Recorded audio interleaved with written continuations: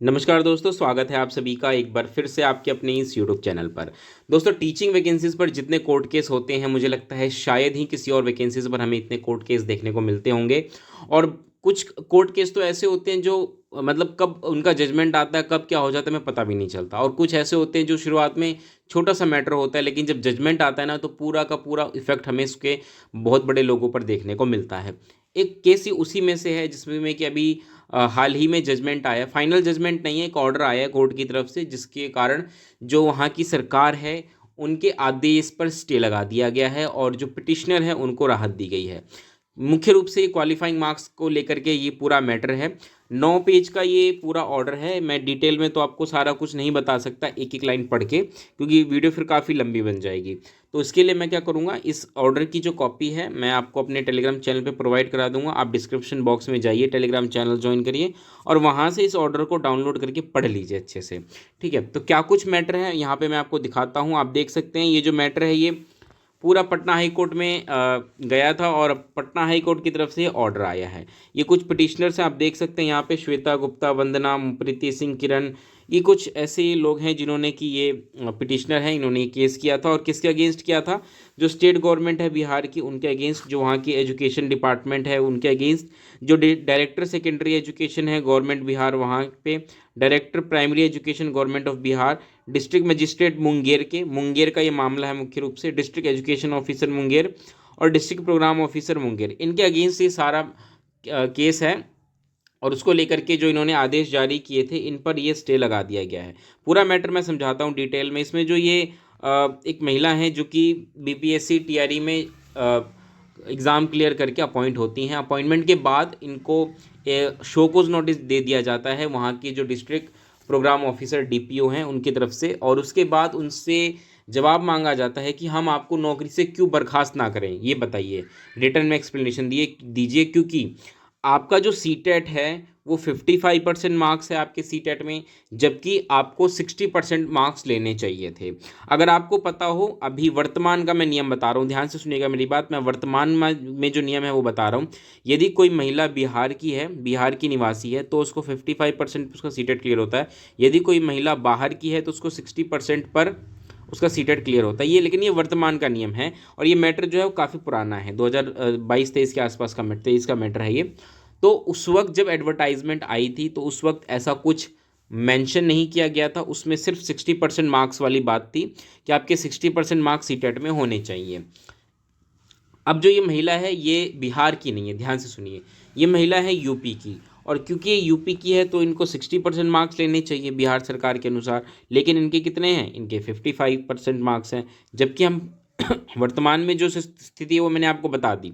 लेकिन उस वक्त जब एडवर्टाइजमेंट पब्लिश हुआ था, देखिए बीपीएससी ने जो एडवर्टाइजमेंट पब्लिश किया था, ये एडवर्टाइजमेंट नंबर है, आप देख सकते हैं यहाँ पर।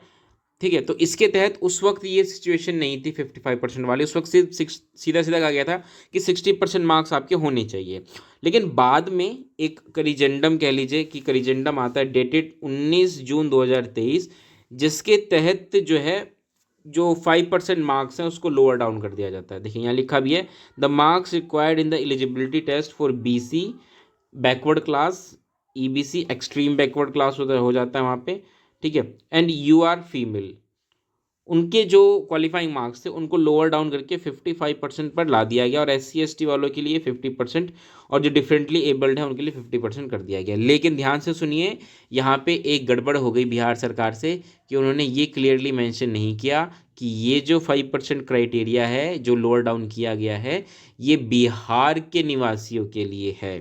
अब बस मैटर यहीं फंस जाता है। वो जो महिला हैं वो उत्तर प्रदेश की होती हैं, उन्होंने सब कुछ करके ज्वाइनिंग ले ली और कोर्ट में जाकर के ये मैटर रख दिया कि जब सरकार ने ये बात क्लियरली मुझसे कही नहीं, हमसे कही नहीं एडवर्टाइजमेंट में कि जो आप ये 5% मार्क्स लोअर डाउन कर रहे हो ये आप उनके लिए कर रहे हो जो बिहार के निवासी हैं, तो हम कैसे माने? हम तो भाई महिला का मतलब सभी महिलाएं हो गई ना, आप रेजिडेंस के आधार पे भेदभाव कैसे कर सकते हो? और यहाँ पे कहीं ना कहीं आर्टिकल 16 का भी जिक्र है कि भाई उसका उल्लंघन कर दिया गया और फिर ये रिट पिटिशन जो है ये दायर कर दी गई है। तो ये सारा कुछ है, बहुत सारे यहाँ पे एडवर्टाइजमेंट नंबर, ये सारी चीज़ें आपको यहाँ पर देखने को मिलेंगी।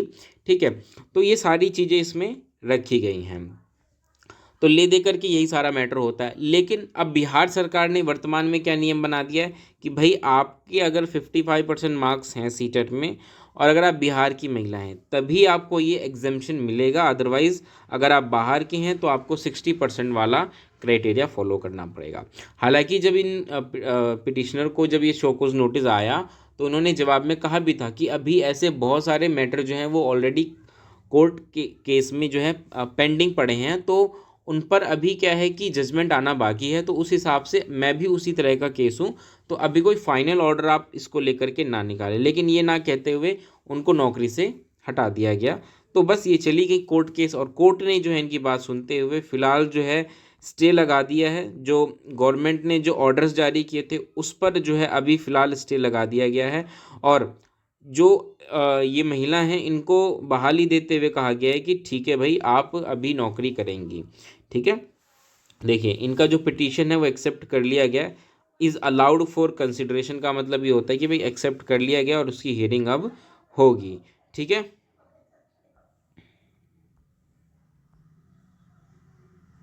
देखिए यहाँ पे बात साफ साफ लिख रखी है,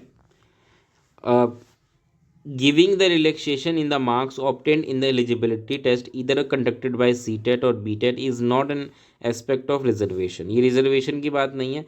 It is further submitted that once the said relaxation has been given without stipulating in the advertisement that the said relaxation is meant only for candidate residing in the state of Bihar, in that event, the authorities now cannot pass any order adverse to the interest of the petitioner on the ground that they are resident of UP and thus not entitled for the said relaxation। तो इस प्रकार से सरकार को कह दिया है कि इस आधार पे कि भाई आप ये यूपी की हैं, बिहार के नहीं, आप इनको नौकरी से बाहर नहीं कर सकते।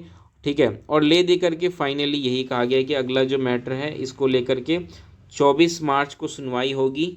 ठीक है, और इसके आधार पे इनको जो है ज्वाइनिंग दी जाएगी। ठीक है, यहाँ पे साफ साफ कह दिया गया है। यहाँ पे मैं आपको एक बार पढ़ के दिखा भी देता हूँ। In the meantime annexure P13 series to this along with annexure this to supplementary affidavit filed on the behalf of petitioner and the memo number this dated this issued by the respondent number 3 shall remain state as such the petitioner will be reinstated back in service and shall be entitled for full salary from the date they join their respective school.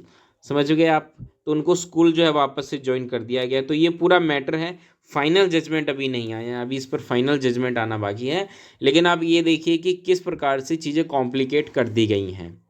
मतलब कहीं पे 60%, कहीं पे 55%, कहीं पे महिलाओं को दी जाती है, कहीं पे नहीं दी जाती है, कहीं पे सामान्य महिलाओं को दी जाती हैं, कहीं पे अदर स्टेट को नहीं दी जाती हैं, कहीं पे SC ST को जनरल कंसिडर कर दिया जाता है, कहीं पे उनको SC ST कंसिडर किया जाता है। तो ये पूरा जो मैटर है ना, बिल्कुल जैसे मकड़ी का जाला होता है ना, आपस में ही मतलब उलझ जाए बंदा जो भी जाएगा, वो उस प्रकार से है।